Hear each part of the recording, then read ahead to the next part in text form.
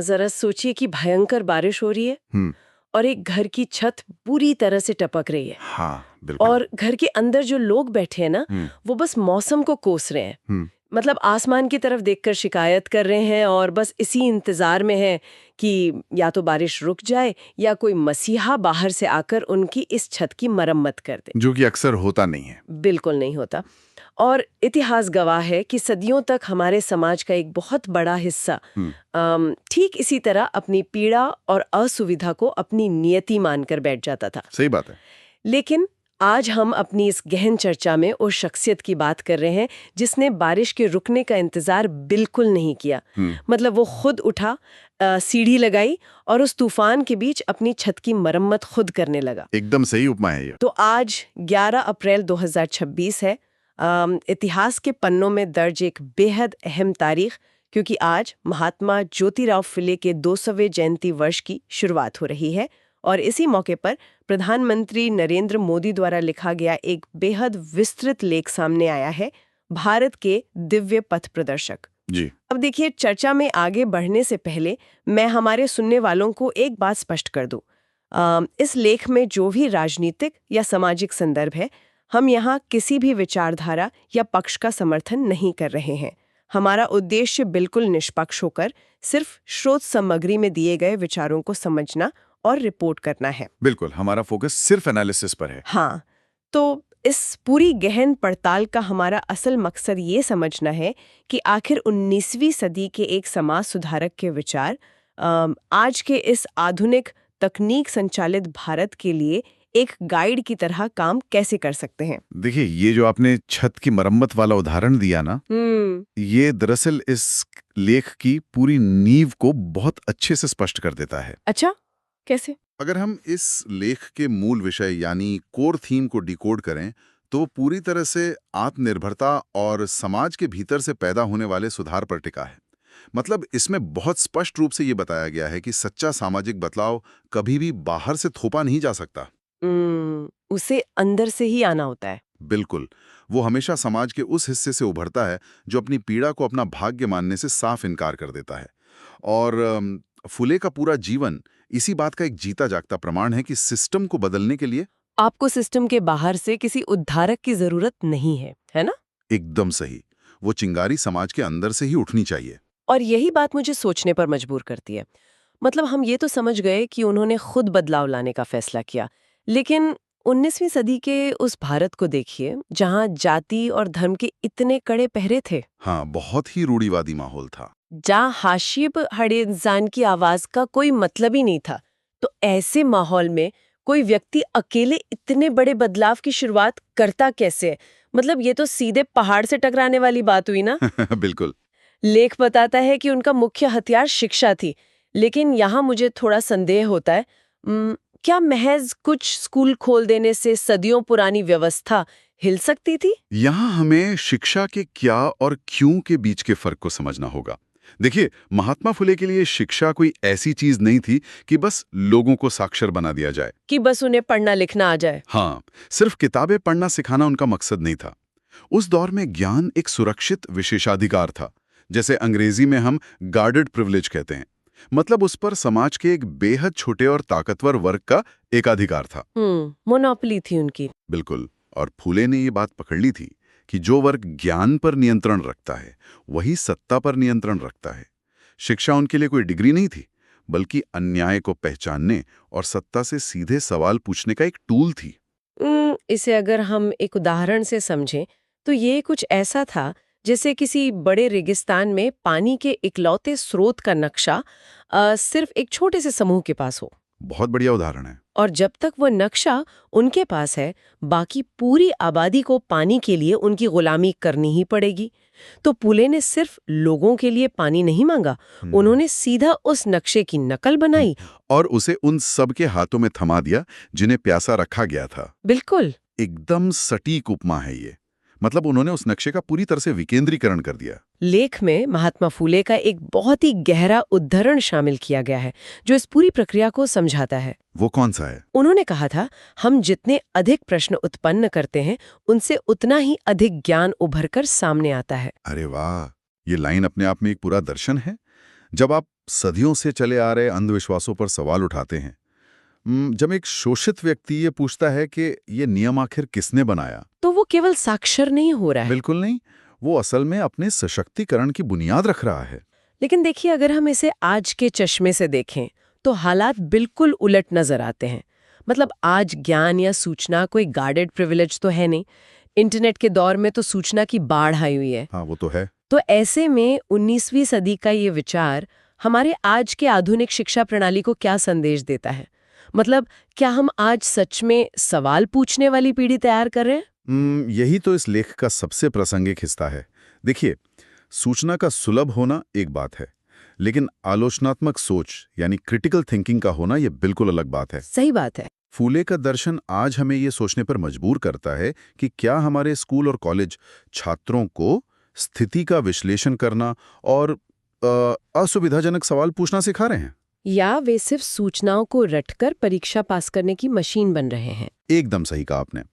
असली आजादी तब मिलती है जब दिमाग किसी भी स्थापित ढांचे को चुनौती देने के लिए आजाद हो। लेकिन बात चुनौती देने की हो रही है तो मुझे यहाँ एक बहुत बड़ी व्यवहारिक समस्या नजर आती है। वो क्या? देखिए, दिमाग आजाद हो गया, लोगों ने सवाल पूछना शुरू कर दिया, ठीक है। लेकिन जब कोई शोषित वर्ग अचानक से ताकतवर वर्ग से सवाल पूछने लगता है तो सत्ताधारी वर्ग उसे कुचलने में कोई कसर नहीं छोड़ता। बिल्कुल, टकराव तो लाजमी है। तो ऐसे में सिर्फ अच्छे विचार होना काफी नहीं है। क्या इसी टकराव को संभालने के लिए फूले ने अपना ध्यान किसानों और मजदूरों पर केंद्रित किया और फिर सत्यशोधक समाज की स्थापना की? आपने बिल्कुल सही नब्ज पकड़ी है यहाँ पर। मतलब कोई भी विचार शून्य में जीवित नहीं रह सकता। लेख बहुत स्पष्ट रूप से बताता है कि फूले की दृष्टि में किसान और मजदूर, जिन्हें लेख में किसानों और मजदूरों के रूप में संदर्भित किया गया है, वे किसी भी राष्ट्र की आर्थिक और सामाजिक रीढ़ होते हैं। और अगर रीढ़ की हड्डी कमजोर हो तो इंसान खड़ा नहीं हो सकता। बिल्कुल, उनका तर्क बहुत सीधा था। अगर राष्ट्र की रीढ़ ही शोषित और कमजोर है तो वो राष्ट्र कभी खड़ा नहीं हो सकता। ग्रामीण विकास और कृषि उनके लिए केवल आर्थिक मुद्दे नहीं थे। तो वो क्या थे? वे सीधे तौर पर मानव गरिमा से जुड़े थे। और जहां तक बात है उस टकराव की जो आपने मेंशन किया, तो इसी से निपटने के लिए उन्हें एक संस्थागत ढांचे की जरूरत थी। सत्यशोधक समाज यानी ट्रूथ सीकर्स सोसाइटी का निर्माण उसी का परिणाम था, जिसका फोकस मानव गरिमा और सामाजिक सद्भाव पर था। मुझे इसी संस्थागत ढांचे पे बात करनी है।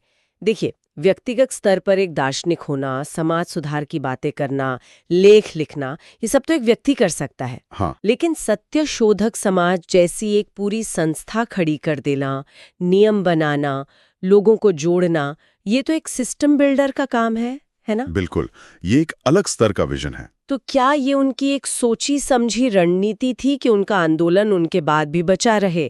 क्योंकि हमने इतिहास में ऐसे कई सुधारक देखे हैं जिनके जाने के बाद उनके विचार भी धीरे धीरे खत्म हो गए। हाँ, ये एक बहुत ही महत्वपूर्ण अवलोकन है आपका।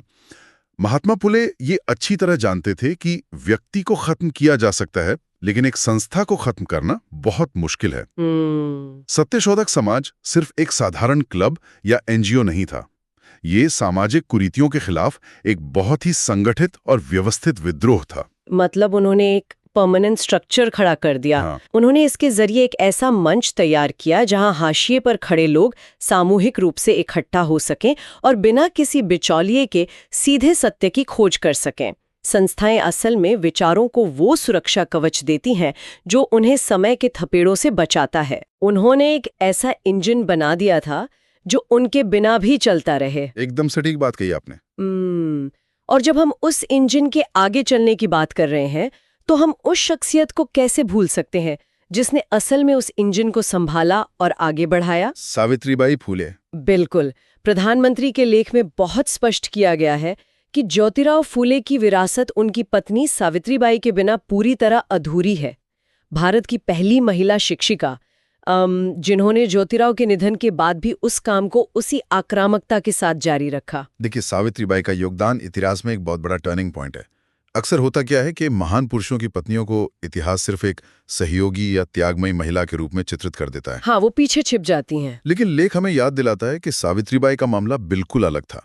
ये कोई पत्नी द्वारा निभाया गया पारंपरिक कर्तव्य भर नहीं था। ये एक बहुत ही गहरी वैचारिक प्रतिबद्धता थी, जिसे हम आइडियोलॉजिकल कमिटमेंट कहते हैं। अगर हम इसे आज की भाषा में कहें तो ये दोनों किसी बड़े विजन वाले स्टार्टअप के को-फाउंडर्स की तरह थे। अरे वाह, क्या तुलना की है ना? दोनों बराबर का जोखिम उठा रहे थे, दोनों का लक्ष्य एक था। 1800 के दशक में जब महिलाओं का घर की दहलीज लांघना भी एक तरह से अपराध माना जाता था, तब पति पत्नी के बीच इतनी समान और प्रगतिशील साझेदारी होना, मतलब ये विचार ही रोंगटे खड़े कर देता है। और वो जोखिम कोई साधारण जोखिम नहीं था। आपको पता है, जब सावित्रीबाई लड़कियों को पढ़ाने के लिए स्कूल जाती थी, तो उन पर सिर्फ ताने नहीं कसे जाते थे, उन पर बाकायदा कीचड़ उछाला जाता था, पत्थर मारे जाते थे, गाय का गोबर फेंका जाता था। इस घर्षण को समझिए। बाप रे। वे रोज अपने साथ एक अतिरिक्त साड़ी लेकर जाती थी ताकि स्कूल पहुंचकर उस कीचड़ सनी साड़ी को बदल सकें। ये सिर्फ शिक्षा देने की बात नहीं थी, ये हर दिन सड़कों पर लड़ी जाने वाली एक मनोवैज्ञानिक और शारीरिक लड़ाई थी, जो कि बहुत भयानक रही होगी। बिल्कुल। और उनकी ये लड़ाई उनके जीवन के अंतिम दिन तक चली। लेख में एक बहुत ही मार्मिक तथ्य है।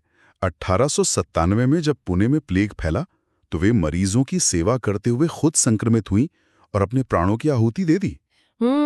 ये कोई सामान्य त्याग नहीं था। नहीं, ये अपने मिशन के प्रति चरम समर्पण था। ये बलिदान सच में भीतर तक झकझोर देता है। लेकिन अब हम इस पूरी पड़ताल के उस हिस्से पर आते हैं जिसे डीप डाइव कहना गलत नहीं होगा, और जो मुझे व्यक्तिगत रूप से सबसे ज्यादा चौंकाने वाला लगा। अच्छा, वो कौन सा हिस्सा है? आमतौर पर जब हम इतिहास या समाज सुधारकों की बात करते हैं तो हम उन्हें एक अलग खांचे में रखते हैं कि ये तो समाजशास्त्र का विषय है। हाँ, सोशियोलॉजी है। और जब हम रिसर्च, टेक्नोलॉजी या इनोवेशन की बात करते हैं तो हम उसे विज्ञान और तकनीक के अलग खांचे में रख देते हैं। लेकिन यह लेख इन दोनों को आपस में जोड़ रहा है। बिल्कुल। प्रधानमंत्री का लेख फूले की पूछताछ की भावना यानी स्पिरिट ऑफ इंक्वायरी को आज के युवाओं के रिसर्च और इनोवेशन से सीधे तौर पर जोड़ता है। ये कैसे संभव है? एक 19वीं सदी का सामाजिक विचार 21वीं सदी की टेक्नोलॉजी को कैसे जोड़ सकता है? शुरुआत में ये बात थोड़ी अटपटी लग सकती है, लेकिन अगर हम नवाचार यानी इनोवेशन के मूल विज्ञान को समझें तो ये बिल्कुल सटीक बैठता है। देखिए, इनोवेशन क्या है? कुछ नया बनाना। हाँ, लेकिन इनोवेशन का जन्म ही तब होता है जब आप इस बात से इनकार कर देते हैं कि चीजें हमेशा से ऐसी होती आई हैं, इसलिए ऐसे ही होंगी। अब सोचिए, क्या आप किसी इंसान के दिमाग को इस तरह प्रशिक्षित कर सकते हैं कि वो समाज में चल रही कुरीतियों और अन्याय को तो चुपचाप स्वीकार कर ले, लेकिन जब वो किसी लैब में जाए तो अचानक से प्रॉब्लम सॉल्वर बन जाए? ओहो, ये तो बहुत ही गजब का पॉइंट है। मतलब अगर दिमाग में बचपन से आज्ञाकारी बनने की प्रोग्रामिंग कर दी गई है तो वो किसी भी फील्ड में नया समाधान ढूंढ ही नहीं सकता। एकदम सही। आप दिमाग को दो हिस्सों में नहीं बांट सकते। एक जिज्ञासु दिमाग जो ये पूछने की हिम्मत रखता है कि ये सामाजिक नियम क्यों है, वही दिमाग किसी पुरानी तकनीक को देखकर पूछ सकता है कि क्या इसे करने का कोई और बेहतर तरीका हो सकता है। फूले ने जिस स्पिरिट ऑफ इंक्वायरी को बढ़ावा दिया, वही आज के युवाओं की सबसे बड़ी जरूरत है। चाहे वो समाज का कोई पुराना ढांचा हो या कोई जटिल तकनीकी चुनौती, समाधान हमेशा यथास्थिति पर सवाल उठाने से ही निकलता है। ये नजरिया तो समाज सुधार और वैज्ञानिक प्रगति के बीच की दीवार ही गिरा देता है। बिल्कुल गिरा देता है। मतलब सवाल पूछने की हिम्मत ही हर तरह के विकास का आधार है। और इसी विकास को धरातल पर उतारने के लिए लेख में एक और महत्वपूर्ण बिंदु उठाया गया है। जी। इसमें कहा गया है कि सरकार द्वारा पिछले एक दशक में वंचित और हाशिए पर रहने वाले समुदायों के लिए कौशल विकास, नए अवसर और उनके सम्मान को बहाल करने के लिए जो निवेश किए गए हैं, वो दरअसल महात्मा फूले के उसी मिशन की निरंतरता है। हाँ, लेख इस बात को मजबूती से स्थापित करता है कि नीतियां सिर्फ कागजों तक सीमित नहीं रहनी चाहिए। फूले का जो मिशन था, उसका अंतिम लक्ष्य यही था कि समाज के सबसे निचले पायदान पर खड़ा व्यक्ति सशक्त महसूस करे। और आज वही प्रयास हो रहा है। जब आज डाउन ट्रोडन या वंचित वर्गों को अर्थव्यवस्था की मुख्य धारा से जोड़ा जाता है, तो ये उसी विजन का एक आधुनिक रूप है। और देखिए, इस विजन को हासिल करने के लिए कितनी नैतिक हिम्मत यानी मॉरल करेज चाहिए, इसका एक बहुत ही व्यक्तिगत और प्रेरक उदाहरण लेख में मौजूद है। हाँ, वो लकवे वाली बात। जी, ये बात मुझे अंदर तक छू गई। लेख बताता है कि जीवन के अंतिम वर्षों में महात्मा फूले को एक बहुत ही गंभीर लकवा मार गया था। मतलब उनका दायां हिस्सा काम नहीं करता था। लेकिन इसके बावजूद उन्होंने क्या किया? उन्होंने हार नहीं मानी। उन्होंने अपने बाएं हाथ से लिखना शुरू कर दिया। उन्होंने समाज के लिए काम करना कभी नहीं छोड़ा। ये उनके नैतिक साहस का सबसे बड़ा प्रमाण है। शारीरिक अक्षमता उनके विचारों की उड़ान को रोक नहीं पाई। वे ये जानते थे कि समय कम है और काम बहुत ज्यादा। बहुत मुश्किल रहा होगा ये। बिल्कुल। जब आपका शरीर आपका साथ छोड़ रहा हो, तब भी एक हाथ से समाज के लिए लिखते रहना, ये बताता है कि उनका कमिटमेंट किसी भी व्यक्तिगत पीड़ा से बहुत ऊपर था। ये आज के समय में हम सबके लिए एक बहुत बड़ा सबक है कि बाधाएं चाहे कितनी भी बड़ी क्यों ना हो, अगर उद्देश्य स्पष्ट है तो रास्ते निकल ही आते हैं। सही बात है। तो इस पूरी चर्चा को समेटते हुए अब हम आते हैं उस कॉल टू एक्शन पर, जो किसी भी मजबूत लेख का सबसे जरूरी हिस्सा होता है। इस 200वें जयंती वर्ष की शुरुआत पर यह लेख आखिर आगे का क्या रास्ता दिखाता है? प्रधानमंत्री ने इस लेख के अंत में नवीनीकरण यानी एक रिन्यूअल का बहुत स्पष्ट आह्वान किया है। और यह नवीनीकरण 3 मुख्य स्तरों पर है। कौन कौन से? पहला, शिक्षा के प्रति हमारी प्रतिबद्धता का नवीनीकरण। हमें ये सुनिश्चित करना होगा कि शिक्षा केवल साक्षरता न रहे, बल्कि वो सच में दिमाग को आजाद करे। दूसरा, अन्याय के प्रति संवेदनशीलता बढ़ाना। अगर समाज में कहीं भी असमानता है तो हम अपनी आंखें न फेरें।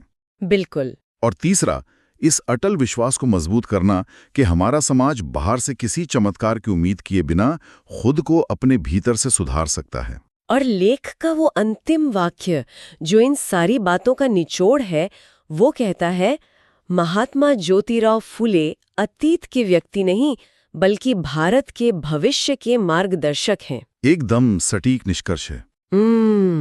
उनका जीवन ये साबित करता है कि इतिहास केवल पीछे मुड़कर देखने के लिए नहीं पढ़ा जाता।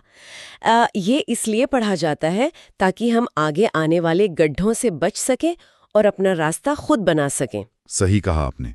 उनकी जलाई हुई मशाल आज भी उतनी ही प्रज्वलित है।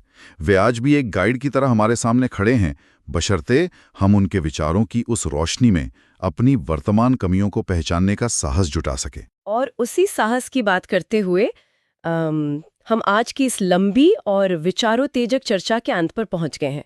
हमने शुरुआत में उस टपकती हुई छत की बात की थी जहां हम अक्सर बैठकर किसी और के आने का इंतजार करते हैं। हाँ। हमने देखा कि कैसे फूले ने उस छत को खुद ठीक किया, कैसे उन्होंने शिक्षा के नक्शे का विकेंद्रीकरण किया और कैसे उन्होंने सवाल पूछना सिखाया। उनका स्पष्ट मानना था कि जितने ज्यादा सवाल होंगे उतना ही ज्यादा ज्ञान बाहर आएगा। बिल्कुल। तो इस पूरी चर्चा को खत्म करते हुए आज हम हमारे सुनने वालों के लिए एक बहुत ही गहरे विचार के साथ यहाँ से जाएंगे।